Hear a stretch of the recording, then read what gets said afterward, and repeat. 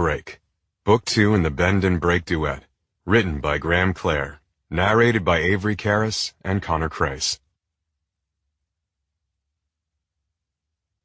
Chapter 1. Cal. Will you marry me?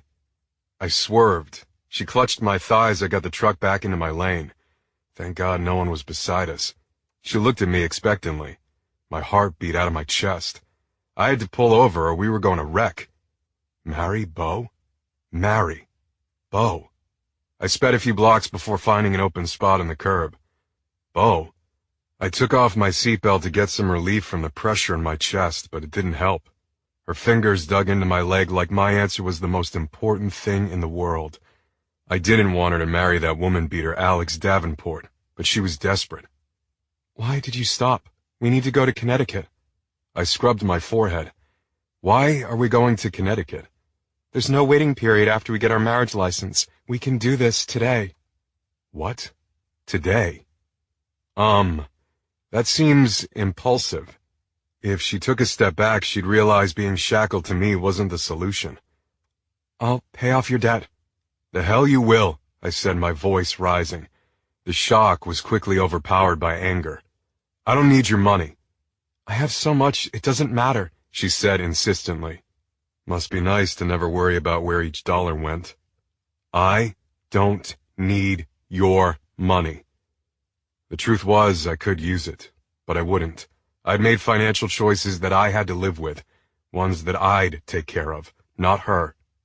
I just wanted to give you something too, so this deal isn't one-sided, she said quietly. Stab, stab, stab. Deal. Like a business deal. So what's the grand plan here, other than you wouldn't have to marry that other son of a bitch? I think if we get married, maybe I can keep my father from doing something to you. You just said a second ago we can't stop him. I yanked on my hair. I have to try. Something about the smallness of her voice caused a fissure in my anger. You don't even live in this country. All the better, right? You can do what you want. She hadn't grown up with an example of what marriage should be, and in her world, marriages were obviously used as transactions. But in mine, marriage was sacred. Ma was still devoted to Dad even though he'd been gone 6 years. My brothers loved their wives. My grandparents had been devoted, no matter that they bickered like they had been born to argue. Your brother's wife cheated on him with his best friend and got knocked up. Well, it was supposed to be sacred. I don't want to be married to someone who lives on the other side of the world. Her face brightened. If that's a deal breaker, I'll move back. Now, can we go to Connecticut? I didn't say yes. In my wildest imagination, I never pictured a woman asking me to marry her, and I sure as hell didn't think that woman would be Bo. If you'll just drive, by the time we get there, you'll agree. In the old days, she was right. No wasn't a word I said to her, ever. Replacing one groom with another wasn't a solution. I wasn't even sure it was a temporary fix. Bo was handing me everything I'd ever wanted.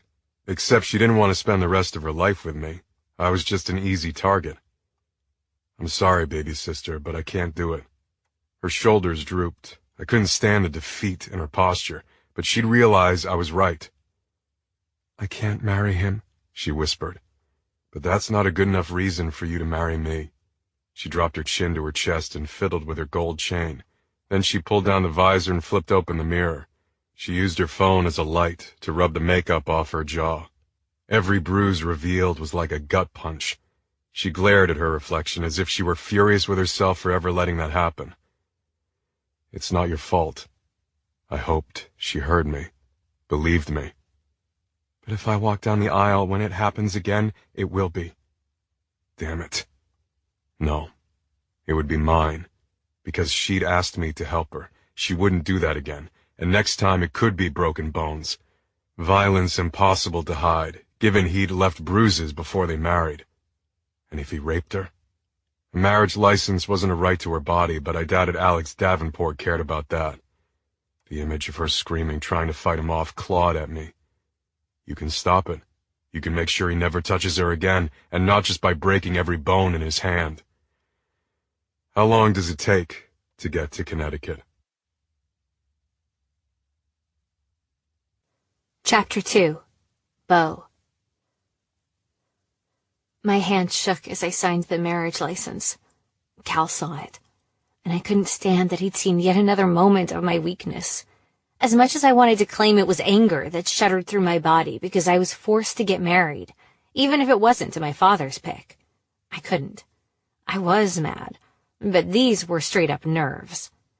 The jolt of pain through my arm was a reminder of why I had to do this. I didn't want to marry Cal, and he didn't want to marry me. At least this way I wasn't losing control of my life. I was choosing Cal. He may have caused me emotional hurt many years ago, but he'd never hurt me physically. I hoped we could find a way to cohabitate where we were nothing more than roommates until we could untangle ourselves. Damn it, we had no prenup, and there wasn't time. But between spending 1 second with Alex as his wife or giving up at least half of what I had to Cal to keep that from happening, I'd gladly give it all to Cal. Gladly might be a bit strong, but the alternative was far worse. When I passed the paper to Cal, I hadn't regained control of my physical reaction. To make matters worse, he felt my fingers tremble when he took the pen. He signed his name confidently, because nothing rattled him. Nothing. He was meant to be a fireman. Not many people could face danger without blinking. And I didn't know anyone who could run on as little sleep and still look devastating. I hated how I noticed how his muscles stretched his long-sleeved t-shirt, how his jeans hung low on his hips in just the right way, how he probably hadn't brushed his dark hair in a day and it looked perfectly mussed. I hated how I pressed my legs together, knowing just how that stubble felt against my thighs. After everything we'd been through, I couldn't turn off the physical desire I had for him.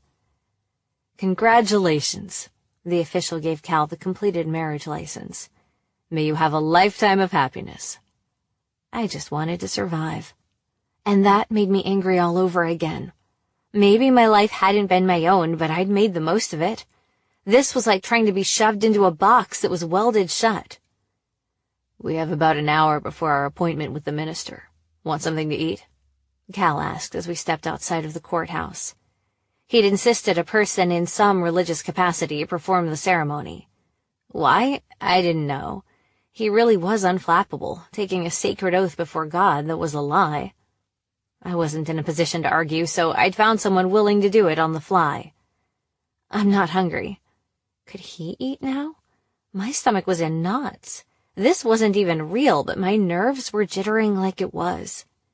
He held open the car door, and even what was once the safest place in the world couldn't settle me. When he got in, the unsettledness became worse. He draped his arms over the steering wheel, but didn't crank the truck. "I don't have another shirt." He glanced down, his tone almost apologetic. I had on jeans and a sweater. It wasn't exactly wedding attire. Except Pepper wanted to get married, just like this. But she was with my brother for love. Clothes didn't matter. When we weren't getting married for love, they didn't matter either. "It's fine." "Those shops probably don't open for a while," he said as if he hadn't heard me. "This is just a formality. We don't have to be dressed to the nines." I sunk down in the seat. Had it even been 2 minutes since we'd gotten back in the car? How was I going to make it an hour? "Seems disrespectful," he continued. "Should I call my father and have him deliver the dress he picked out for me to wear for Alex?" I snapped. "Just an hour, Bo. You can make it an hour." He balled his fingers. "No." I cocked my head. "Isn't it disrespectful to use someone for her virginity?" "Shut up, Bo. He is your only ticket out, and you're showing just how hurt you still are that he dumped you.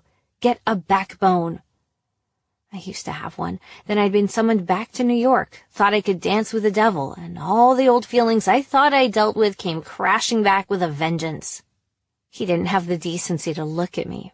Those dark eyes stared straight out the windshield, and I had no idea what was going on in that thick skull of his. "You sure I'm your guy for this?" he finally asked. "I'm not exactly swimming in options." I folded my arms.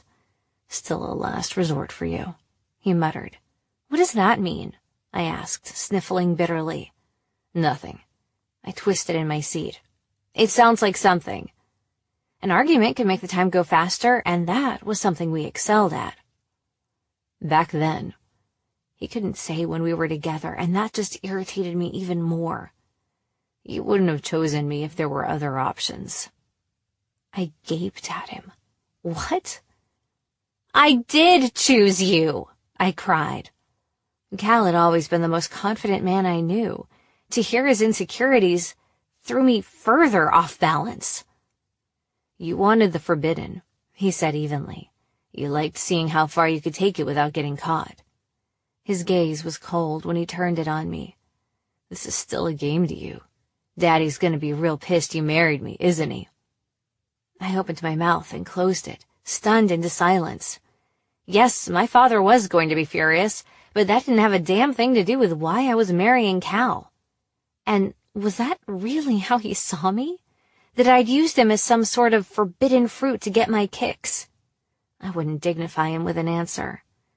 This was a terrible idea, I muttered. Just go back to New York. I'll figure something out. He waved the marriage certificate in front of my face. Oh no, baby sister. This says we're partners for life. And I didn't just drive all the way to Connecticut for nothing. We're getting married. Don't act like Connecticut is across the country, I glared. He glared back. If I don't leave this state as your husband, it might as well be. Stop pretending you want this.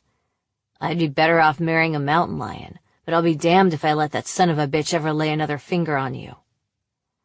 My heart squeezed at the same time I felt a fist to the gut. Cal was doing one of the kindest things anyone had ever done for me. He was protecting me. But it hurt that being married to me was so repulsive to him. Why did I care? This was just a business transaction. Except we had no agreement. I was the only one benefiting, and if Cal would do this for me, expecting nothing in return, that meant there was something decent in him. And if there was something decent in him, maybe I'd been wrong to hate him so much. He's not that man from years ago. I'd experienced how decent he could be in the way he cared for me, sheltered me, after Alex assaulted me. Anger had kept me strong and shielded for so many years, and to defeat my father, to stay on this new trajectory, I had to cling to my anger like a lifeline. He shoved open the door. Let's go see if we can get this over with. Chapter 3. Cal. You're early. It's lovely to see a couple so eager to begin their journey together. I didn't bother to tell the old man we'd started this trip a long time ago, and it was destined for hell. Wordlessly, Bo followed him into the chapel. Ma would kill me if she knew I'd set foot in a church dress like this. She wouldn't kill you for getting married without telling her. That was probably a worse offense, but I wasn't sure she'd ever know. I was at Bo's mercy. This was her show, and I was just along for the ride. Like always. You could have protested harder. Maybe. It would have been the smart thing to do for both of us. We were good at hurting each other, but this had seemed the most logical solution to her massive problem. And maybe the fastest one to yours, too. And even though I'd needed to let go of her, to move on and go back to life as I'd been living since she left, the idiotic part of me grasped this harebrained idea like it was pure genius. I didn't believe some vows and a legal document would change anything between us. It probably complicated things. But I wanted to make it harder to walk away. What had surprised me was her outburst in the car. God, I was sorry she'd been so hurt by my actions, choices I'd made to ensure she found the happy future she deserved. Now that I'd had a minute to think on it, that surprised the hell out of me. Bo didn't need me. She didn't let anything get to her. Look at how fast she'd come up with a solution to her marriage problem. But if I still affected her after all these years, what did that mean? Don't even go there, man. I had no place in her life, not even as a real fake husband, and it wasn't wise to get comfortable in that role. Have you prepared your own vows? The minister asked kindly. No. We both answered at the same time, and that seemed to amuse the man. Lucky for you, I have some. He held up a black binder and grinned. It should have been funny, but I couldn't laugh. A long time ago on the fire station rooftop with Bo asleep in my arms, I'd let myself have one moment to think about a future with her. There were kids, backyard barbecues with family and friends, and long aimless drives around the city, and so much damn happiness it had made my chest hurt. Those were the most dangerous thoughts I'd ever had, because I couldn't hold on to something that had never belonged to me. And the next day, I'd let her go. I never imagined a wedding, but if I had, it wouldn't have been like this. Join hands, please. She looked at mine like they were vats of acid. I took her delicate hands in my rough ones before she decided to run. Even our hands were opposites. Hers were soft and smooth. Mine were cut and calloused, but they fit together like puzzle pieces. The minister spoke, but he might as well have been 1,000,000 miles away. It sounded like he was in a barrel, or maybe I was. I couldn't look at Bo. This whole charade was for her benefit. I should be able to find some peace, knowing I'd be able to keep her safe. But I couldn't. She wasn't marrying me because she wanted to. She was doing it because she had to. Stab, stab, stab, stab. That shouldn't matter, but I hated the lie with everything in me. Necessary lies were what got us to this point, where we could hardly stand the sight of one another, although our bodies hadn't gotten that message, and it was too painful to be near her knowing what I'd given up. It didn't matter that my intentions were noble and for the best. Standing at this altar with her hands in mine was like a knife hollowing out my chest with jagged swipes, and I felt every single one of them. Do you take this woman to be your lawfully wedded wife? The question was a gunshot, nearly knocking me backward. This was it. No going back. Though, if I were honest, we'd reached that point when I'd picked her up hours ago. Hell, maybe we'd reached it the second we'd met. I do. The two words sounded as if they were dragged from me. I'd just made a vow and couldn't even look her in the eyes when I did it. Do you take this man to be your lawfully wedded husband? And then I could no longer look away. Would she go through with this? She glared at me mournfully as if I'd put her in this position, as if I were the one who'd put those bruises on her jaw. What? We'd been up all night. She'd convinced me this was the only solution. What was she doing? Are you playing with me, Bo? If we skip the rest, is it still legal? She pulled on her hands like holding mine for much longer was too much. In another time and place, I might have been insulted she didn't want to go through with the whole spiel, but I just wanted to get this over with too. I had to give the minister credit. This had to be the most shocking response, especially for a couple so eager to get married. Somehow he kept his features neutral. Well, no. I need, consent to legalize the marriage. For you, Bo, to consent to this union. So, do you take this man to be your lawfully wedded husband? She lifted her chin in defiance. Fine. Yes, I do. The minister shifted uncomfortably. Okay.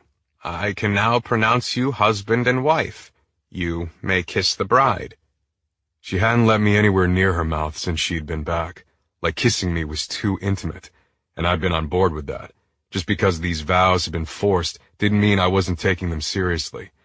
Because this was Bo, and that included sealing our deal the proper way. I leaned forward. She pulled her hands out of mine and shoved them against my chest. Don't even think about it. But I wouldn't force her into something she didn't want, especially not after the hell she'd been living through lately. Mrs. Calhoun, I murmured against her cheek before I kissed the soft skin. She stiffened, but accepted the gesture. Fake or not, bad circumstances are real.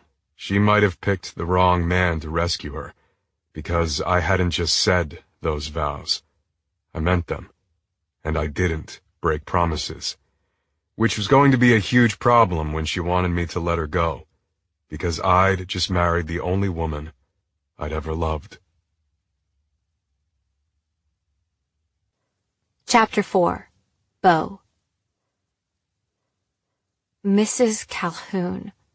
I'd married Cal. I'd married Cal. Was I insane? And what would happen next? Where was the relief that I couldn't marry Alex now? I was extraordinarily happy about that. And even though I hadn't behaved like it, I was grateful to Cal that he'd saved me from that horror. But this brought on a whole new problem. I'd acted on impulse, in desperation, and hadn't given a thought beyond the ceremony. It's not Bora Bora, but there's a diner in Woodlawn that has a killer breakfast. I inched closer to the car door like a child instead of a woman who could handle herself. Why would we go there? To celebrate? I asked crisply. To eat. I'm starved, he said with a smirk. But I think you'd want to celebrate. You got what you wanted, right? My stomach nodded. Yes, I had gotten what I wanted. No, I was married to Cal, and I didn't want that. Not like I used to. I looked across the car at him. We could have done this 10 years ago. Would we still be happy? Would we still be doing this, riding around in his truck? Would we have kids? I swallowed hard. The thought of being responsible for another human being was terrifying. But he'd come from a big family, and none of that matters now. Part of me mourns the loss of time we'd never get back. What did I think this was, the start of a happily ever after? He was my fake husband, not my real husband. And I was lost. Mrs. Calhoun. Mrs. Calhoun. Beau Calhoun. I'd always been a Hollingsworth. And now I wasn't. I drew in a deep breath, and some weight lifted off of me. Cal hadn't just given me an out from a wedding I didn't want to go through. He'd freed me from the name I hadn't realized was weighing me down. My only pride in it was because of my brothers. You testing out your new name? I blinked at Cal. Had I said it out loud? I didn't realize what a relief it would be to get rid of my last name, I said quietly. This man had seen me at my most vulnerable. Maybe he didn't deserve my inner thoughts, but I had nothing to hide. Or maybe he did deserve them because he had stepped up for me. Again. He braked at a red light. I'm surprised you'd want mine. The honesty in his words ripped my chest wide open. There was something in them, something raw that made me ache, like I felt his pain. I can't believe I'm saying this, but I'm so glad to have it. I kind of want to skip the diner honeymoon and go change all my identification and credit cards. I slumped down in the seat, feeling lighter. You can't officially have my name until we consummate this marriage. I pressed my thighs together. My body never had gotten the message that I was supposed to avoid this man. His gaze drifted over to mine. And we can't consummate this marriage until you're healed. I swallowed around the knot in my throat. So much of me appreciated that he was thoughtful enough to be careful, and so much of me hated that that alone proved me somewhat wrong about him being so awful. I'm healed. But that was the overwhelming desire talking. We're not consummating anything, my head chimed in. As much as I wanted to cut myself off from Cal physically, I wasn't stupid enough to believe I really could. I was the one willing to risk further injury just to feel him cover me with his big body, to take me places no other person ever could. He was the one who had so easily put the brakes on all physical contact. Was it really in the name of protection, or had he already grown tired of me? He still made it look so easy to walk away. Sure, he was here, and my husband, but he'd been able to stop touching me like it was nothing. I still craved him on a level I couldn't comprehend. He parked the car in front of an old building. You aren't spitting fire at me. Should I be scared? I glared. When had Garrett Calhoun been afraid of anything? We consummated this marriage plenty before we said I do. He took off his seatbelt. That was you trying to work me out of your system. That cocky coolness that had possessed me from the first time we met was no less effective now. Not working out so well now, is it, Mrs. Calhoun? I shoved open the door. Are we eating or not? I wanted to tell him to stop calling me that, but couldn't force the words out of my mouth, because I liked it. In some ways, I felt like a new person, like I was starting over. He stalked around the car and caged me against it. His face was so close to mine I had to hold my breath so I didn't lose my head. But it was too late. I'd already gotten a hint of whatever it was that made Cal so irresistible. You think if you don't kiss me that makes us less intimate? More like strangers. His demand was a low growl that I felt in my core. I lifted my chin but still couldn't breathe. We aren't strangers, baby sister. Never have been. Never will be. He inched closer until our mouths were only millimeters apart. I only kiss people I love. I was surprised my words sounded strong instead of breathless, the way I felt. Until Alex had taken what wasn't his, that was the truth. I'd only loved one man, only kissed one man, and now that man was my husband. I fisted his shirt with both hands so tightly my hands hurt. Was I trying to keep him in place, or keep him away? The week since I'd returned to New York flashed through my mind at warp speed. Cal was the one constant, the one person I'd been able to count on. Sure, if I'd been honest with my brothers or Lexi, they would have been too. But when I'd needed to work things out on my own, Cal had been right with me, a steadying force. I squeezed my eyes shut. The truth slammed down on me, and it was too hard to accept. I couldn't face it, couldn't face him. Don't close your eyes. The low rumble vibrated through me.